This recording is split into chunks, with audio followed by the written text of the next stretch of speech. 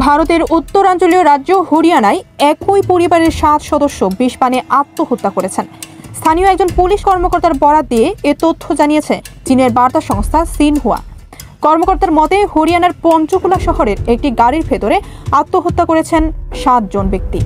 গাড়ির ভেতর থেকে একটি সুইসাইড নোটও উদ্ধার করা হয়েছে। ভারতীয় সংবাদ মাধ্যম দ্য ট্রিবিউনের খবর অনুসারে মঙ্গলবার ভোরে একটি গাড়ির ভেতর কয়েকজনকে পড়ে থাকতে দেখে পুলিশকে খবর দেন স্থানীয়রা। পুলিশ ঘটনাস্থলে গিয়ে গাড়ির দরজা ভেঙে 7 জনকে অচেতন অবস্থায় উদ্ধার করেন। তাদেরকে হাসপাতালে নেওয়ার পর চিকিৎসকরা সবাইকে মৃত বলে ঘোষণা করেন। প্রাথমিক তদন্তে পুলিশ জানতে পেরেছে ওই পরিবারের সদস্যরা উত্তরাখণ্ডের দেহরাদুনের বাসিন্দা।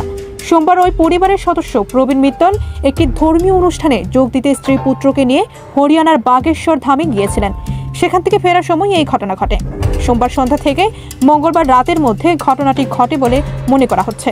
গাড়িতে ছিলেন 42 বছর বয়সী প্রবীণ মিত্তল, তার বৃদ্ধ বাবা মা, স্ত্রী এবং 3 সন্তান, 2 মেয়ে 1 ছেলে। ভারী ঋণ এবং ব্যর্থ ব্যবসা এই ঘটনার পিছনে কারণ বলে জানা গেছে। পুলিশ 2 পৃষ্ঠার একটি সুইসাইড নোট উদ্ধার করেছে ঘটনাস্থল থেকে। পরিবারের এই কঠোর পদক্ষেপের কারণ উল্লেখ করা হয়েছে নোটে। এতে লেখা হয়েছে ঋণের কারণে দেউলিয়া হয়ে যাওয়ার কারণে এই চরম পদক্ষেপ নিচ্ছেন তারা। যা ঘটেছে তার সবকিছুই তার দোষ এবং তার শ্বশুরকে ঝামেলা না করার জন্য সকলের প্রতি অনুরোধ করেছেন প্রবীণ মিত্তল। মরদেহগুলো একটি বেসরকারি হাসপাতালের মর্গে পাঠানো হয়েছে বলে জানিয়েছে পুলিশ। ডেস্ক রিপোর্ট, খবরের দেশ।